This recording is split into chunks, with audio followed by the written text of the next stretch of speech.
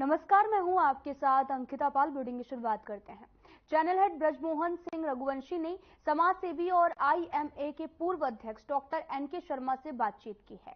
इस दौरान उन्होंने नोएडा में चुनाव बीजेपी के सबसे ज्यादा मतों से जीत और तमाम विषय पर बातचीत की। क्या कुछ कहा, सुनाते हैं आपको। कल केंद्रीय मंत्रिमंडल का विस्तार हो चुका है। प्रधानमंत्री जी ने शपथ ग्रहण ले लिया है और मैं नोएडा में यहाँ के प्रतिष्ठित डॉक्टर के साहब के साथ हूँ। मैं यहाँ पे तमाम संस्थाओं के ये पदाधिकारी रह चुके हैं और नोएडा के वोटर भी हैं। और खास तौर से क्योंकि आपको पता है पूरे उत्तर प्रदेश में गौतम बुद्ध नगर की सीट वो सीट है जहां से सांसद ने सबसे ज्यादा मतों से जीत हासिल की है। तो कहीं ना कहीं आखिरकार नोएडा में ऐसे क्या विकास के काम रहे हैं, क्या यहाँ पे काम हुआ, इसको लेकर के मैं आज डॉक्टर एनके शर्मा जी से बातचीत करूंगा। डॉक्टर साहब, सबसे पहले तो बहुत बहुत धन्यवाद, आपने हमें समय दिया।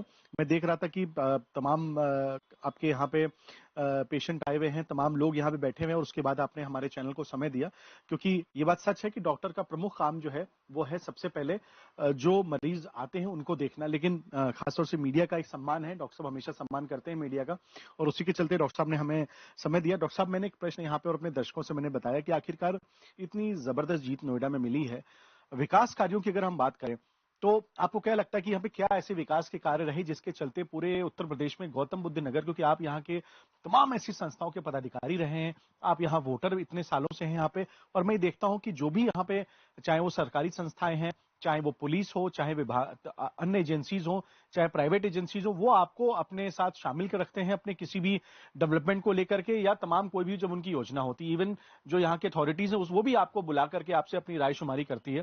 तो डॉक्टर साहब क्या कहना चाहेंगे इस विषय में आप? देखिए, साधना चैनल के माध्यम से देश और प्रदेश की जनता को रेस्पेक्टेड ब्रजमोहन सर,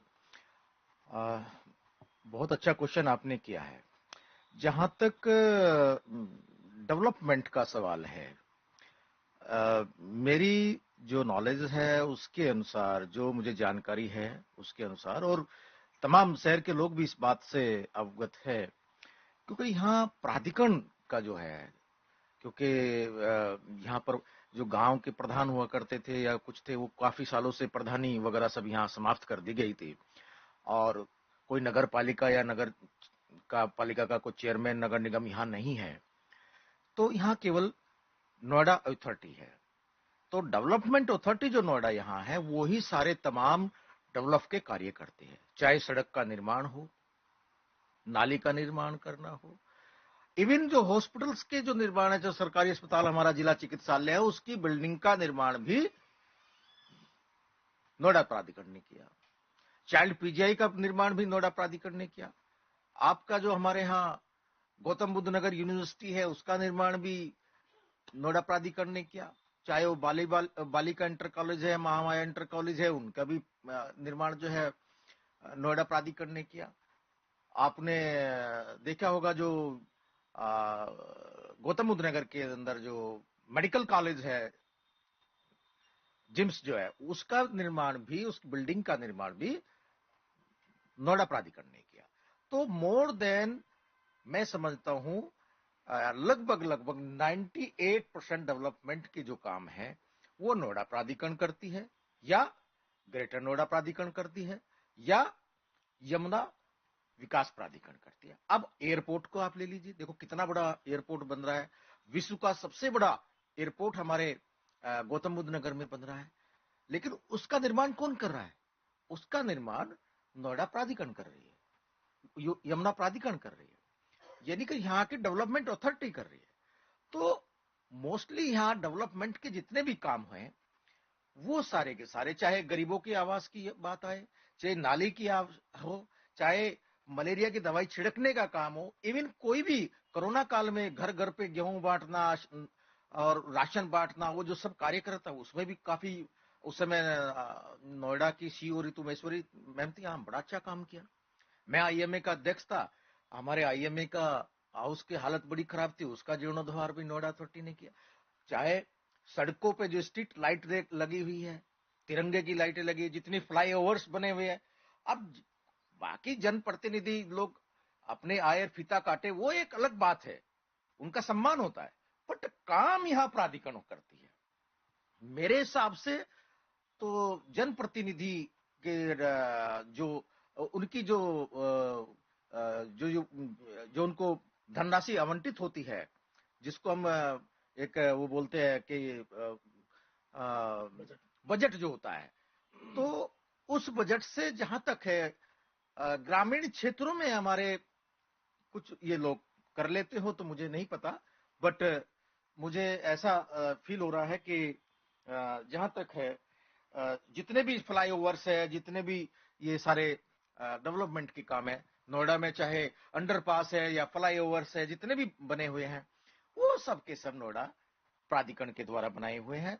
चाहे मेट्रो का काम है, मेट्रो रेल का जो आया हुआ है वो सब नोएडा प्राधिकरण और जो भी गवर्नमेंट की संस्थाएं हैं वो मिलकर के कर रही है। तो इसमें जनप्रतिनिधि का यहाँ कोई इतना ज्यादा मतलब उनकी जो वो है बजट है उससे ज्यादा डेवलपमेंट के काम नहीं होते। चाहे स्कूल की 4 दीवारी क्यों ना बननी हो, स्कूल की बिल्डिंग क्यों ना बननी हो, उसको भी प्राधिकरण बना के देता है।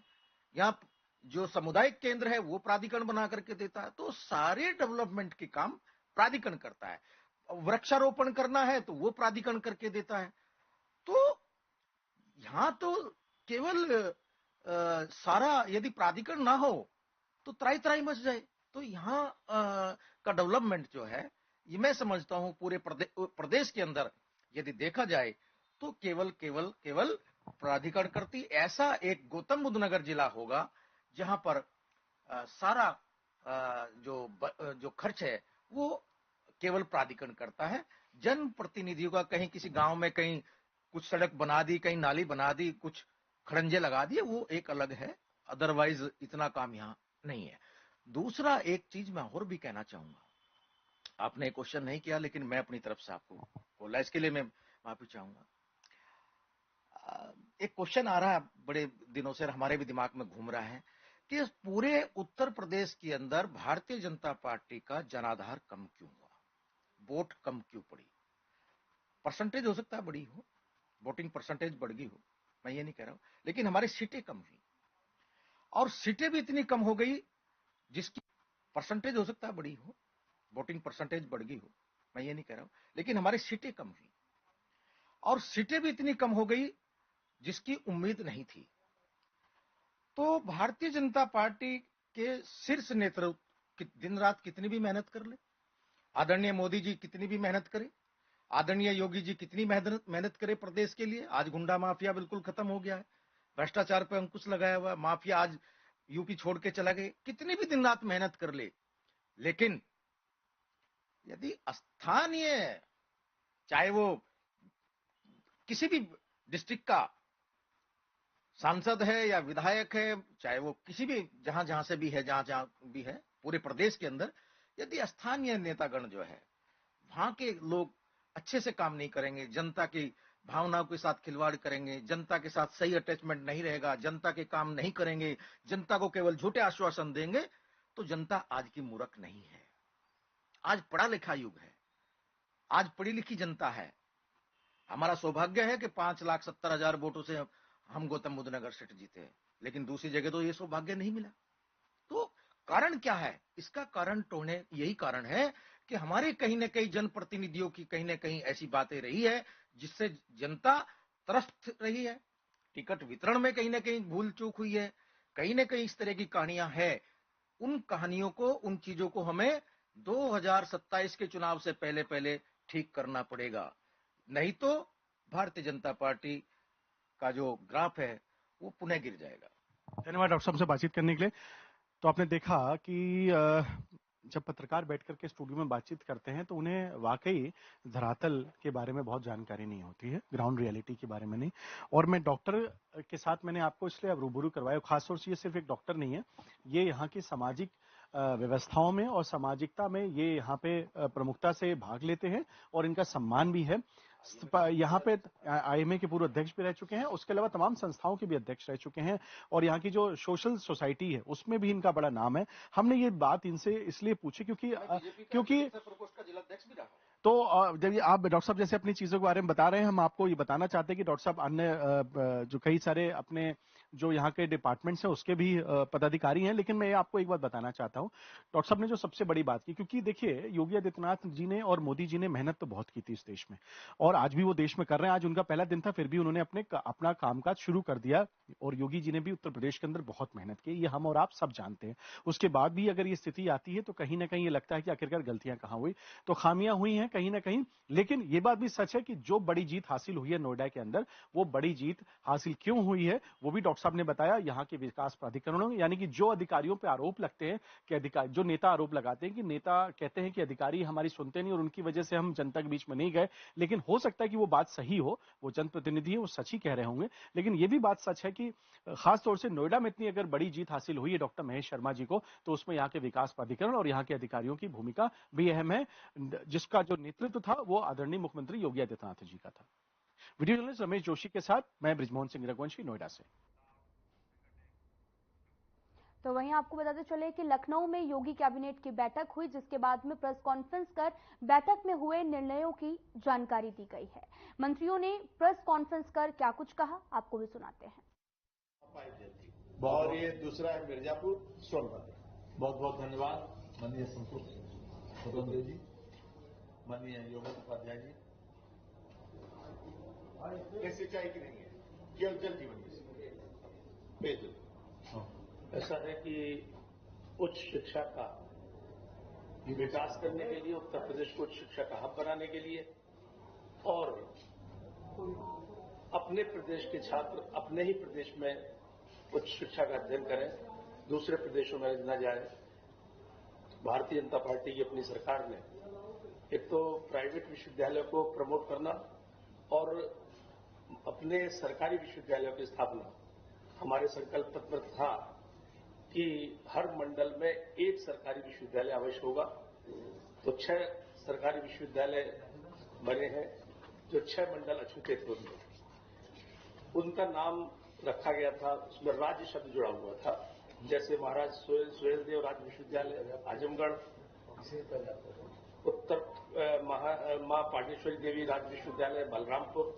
तो इन सब में राज्य हटाकर शॉर्ट करने के लिए उनका नाम मां शाकुंभरी देवी विश्वविद्यालय सहारनपुर, महाराजा सुहेलदेव विश्वविद्यालय आजमगढ़, मां विंध्यवासिनी विश्वविद्यालय मिर्जापुर, मां पाटेश्वरी विश्वविद्यालय बलरामपुर, ये करने का प्रस्ताव पारित हुआ है। और उत्तर प्रदेश राज्य विश्वविद्यालय मुरादाबाद का नाम गुरु जम्भेश्वर विश्वविद्यालय मुरादाबाद करने का निर्णय लिया गया है, क्योंकि हम अपने आदर्शों को, अपने संस्कृति की जो विरासत है उनको उनके नाम से रखते हैं, तो संस्कृति और सभ्यता का उन्नयन भी होता है और जीवंत भी होती है, आने वाली नस्लों को हम सौंपते हैं। तो पहला प्रस्ताव तो ये गुरु जम्भेश्वर विश्वविद्यालय मुरादाबाद, जम्भेश्वर वहां के वहां पे बहुत आस्था है वहां के निवासियों की, जिनमें प्राचीन मंदिर भी है और वहां के लोग इनसे सांस्कृतिक रूप से चेतना भी प्राप्त करते हैं। ऐसे ही 2 निजी विश्वविद्यालयों को इसमें लेटर ऑफ इंटेंट देने का प्रस्ताव पारित हुआ है, जिसमें एक तो है HRIT गाजियाबाद और दूसरा है फ्यूचर विश्वविद्यालय बरेली। ये दोनों ने अपने सभी मानक पूर्ण कर लिए हैं और सभी विभागों के अपमत प्राप्त करके अनुकूल हो गए, इसलिए ये 2 नए विश्वविद्यालय खुलेंगे। और जब नए विश्वविद्यालय खुलते हैं तो शिक्षा में प्रतिस्पर्धा बढ़ती है, गुणवत्ता भी बढ़ती है। तो ये प्रस्ताव आज पारित हुआ।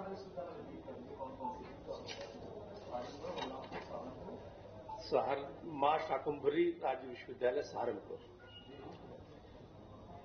महाराजा सुहेलदेव राज्य विश्वविद्यालय का नाम महाराजा सुहेलदेव विश्वविद्यालय आजमगढ़, मां विंध्यवासिनी विश्वविद्यालय मिर्जापुर जो अब वर्तमान नाम हो जाएगा,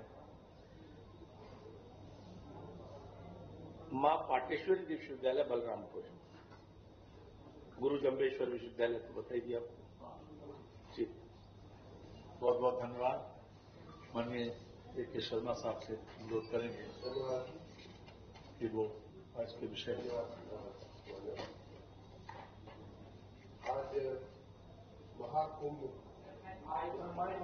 महाकुंभ 2025 की तैयारियों से संबंधित एक प्रस्ताव माननीय मंत्रिपरिषद के समक्ष हम लेकर के आए थे। जिसको मंत्रिपरिषद ने माननीय मुख्यमंत्री जी ने मंजूरी दिया है, उसमें ये था कि वर्तमान जो कुंभ आ रहा है वो पिछले कुंभ की अपेक्षा थोड़ा व्यापक व्यवस्थाएं होंगी, ज्यादा लोगों के आने की भी संभावना है। आपकी जानकारी के लिए उसकी पूर्व भूमिका में बता दूं कि इस बार 19 की अपेक्षा 2025 में हम लोग मेले का क्षेत्रफल भी बढ़ा रहे हैं। पहले 3200 हेक्टेयर था 2019 में, इस बार 4000 हेक्टेयर हम लोग कर रहे हैं। आने वाले संस्थाओं की संख्या के मद्देनजर हम लोग अन्य भी बहुत सारे उसमें वृद्धि कर रहे हैं। जैसे सेक्टरों की संख्या पहले 20 थी, उसको 25 की जा रही है।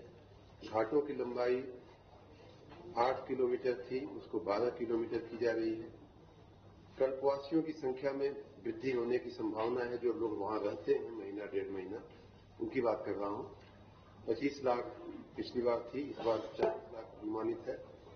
मौनी अमावस्या जो प्रमुख दिन होता है स्नान का, उसमें पिछली बार 4 करोड़ लोगों ने स्नान किया था, इस बार 6 करोड़ लोगों के आने का अनुमान है। संस्थाएं भी जो वहां अपना अपना कैंप लगाती हैं, ऐसी संस्थाएं 2019 में 5721 थी, उसकी जगह इस बार 10,000 संस्थाओं का अनुमान है।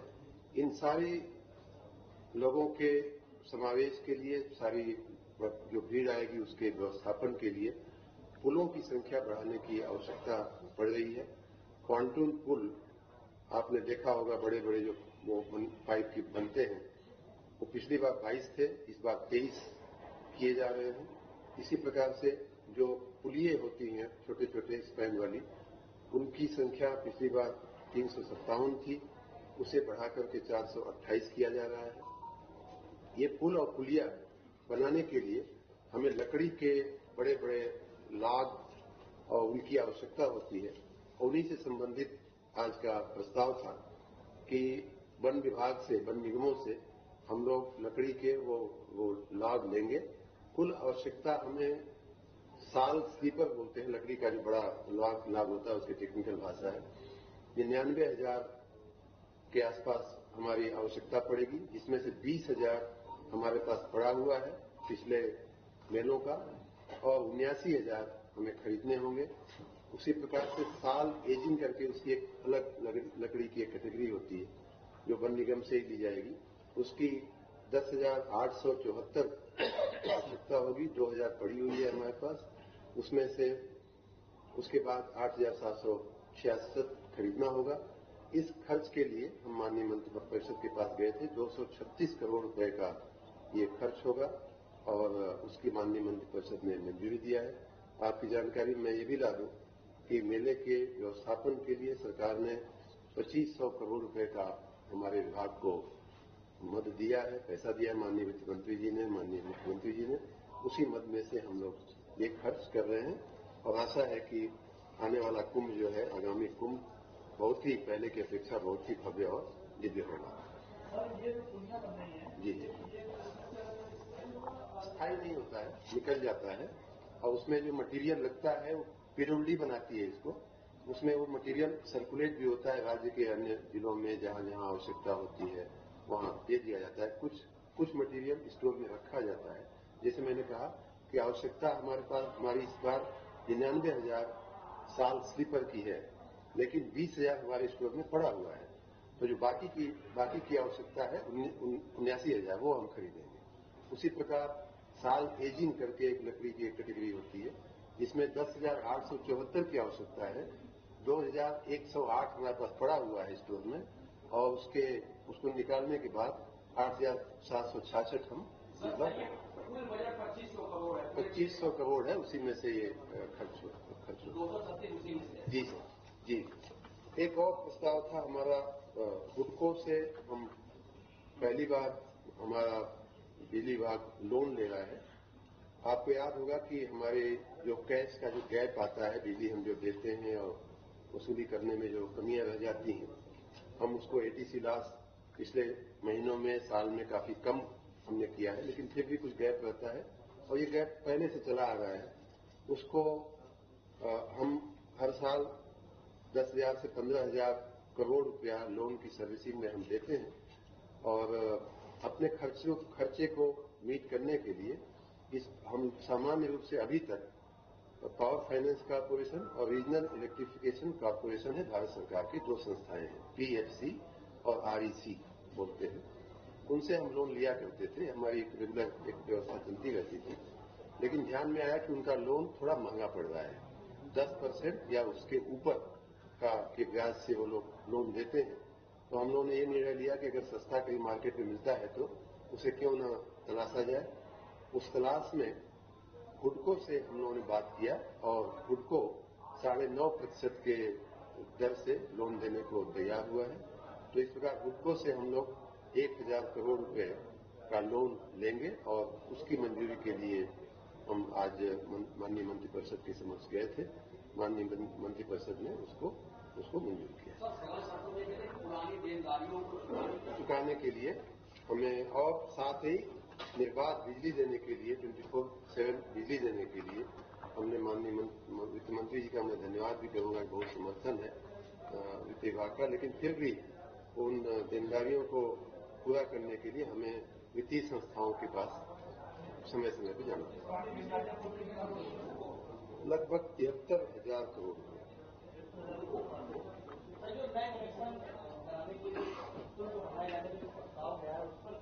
शुल्क बढ़ाने का प्रस्ताव, नए कनेक्शन का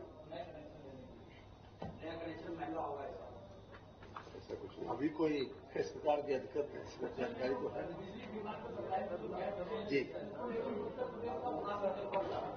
इस समय आपको मैं पहले भी बता चुका हूं, वर्तमान में हम 29,500 29,700 मेगावाट की विद्युत आपूर्ति कर रहे हैं, जो उत्तर प्रदेश के इतिहास में सबसे ज्यादा विद्युत आपूर्ति है, महत्तम आपूर्ति। इतना ही नहीं बल्कि पूरे देश में सबसे ज्यादा आपूर्ति करने वाला राज्य उत्तर प्रदेश बन चुका है।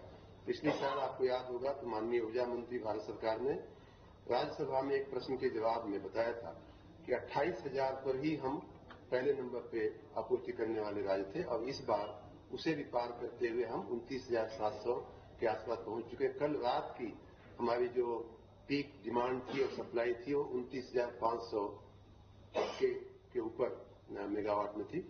और स्वाभाविक बात है कि जब हम इतनी बिजली दे रहे हैं तो कहीं न कहीं से बिजली आ रही है, तो उसकी हमने पूरा टाई अप किया हुआ है। मैं अपने स्रोतों से भी हम महत्तम पीएलएफ पे चला करके अपने पावर प्लांट को हम विद्युत का उत्पादन कर रहे हैं। साथ ही अन्य राज्यों से, अन्य संस्थाओं से भी हमने करार किए हुए हैं। पिछले दिनों करार करके हमने रखा हुआ, इसीलिए हम इतनी विद्युत आपूर्ति दे पा रहे हैं। धन्यवाद। अब हो गया उत्पादन के बिना थोड़े ना हो रहा है। जो गैर में बाहर से मिला। आपकी जानकारी के लिए एनटीपीसी के सहयोग से आपको याद होगा कि हमने ओबरा में और अनपरा में 2 पावर प्लांट बनाने के लिए माननीय मंत्रिपरिषद की मंजूरी लिया है और उस पर काम चल रहा है। बहुत बड़ी मात्रा में हम नया विद्युत उत्पादन की शक्ति उत्तर प्रदेश में जोड़ने जा रहे हैं। मैं तो यहां तक कहूंगा कि जितनी अभी तक थी उसकी लगभग 2 गुनी करने की राह पे हम लोग। बहुत धन्यवाद जी। आज मंत्रिपरिषद के द्वारा सरकारी अधिकारियों और कर्मचारियों के लिए जो स्थानांतरण नीति है वर्ष 2024-25 की, उस पर मंत्रिपरिषद ने अपनी सहमति दी है। मोटे तौर पर जो पिछले वर्ष जो हमारी स्थानांतरण नीति थी उसी का ही अनुसरण किया गया है। समूह का और समूह खा के अधिकारी अपने सेवा काल में संबंधित कुल 3 वर्ष जो पूर्ण कर चुके हैं जनपदों में, उनका स्थानांतरण किए जाने की व्यवस्था समूह का और समूह खा में जो अधिकारी अपने सेवा काल में मंडल में 7 वर्ष और जनपद में 3 वर्ष जो पूरे कर चुके हैं वो स्थानांतरण नीति के अंतर्गत आएंगे। इसके साथ ही समूह का और खा का स्थानांतरण संवर्गवार। फिलहाल इस बुलेटिन में इतना ही। नमस्कार।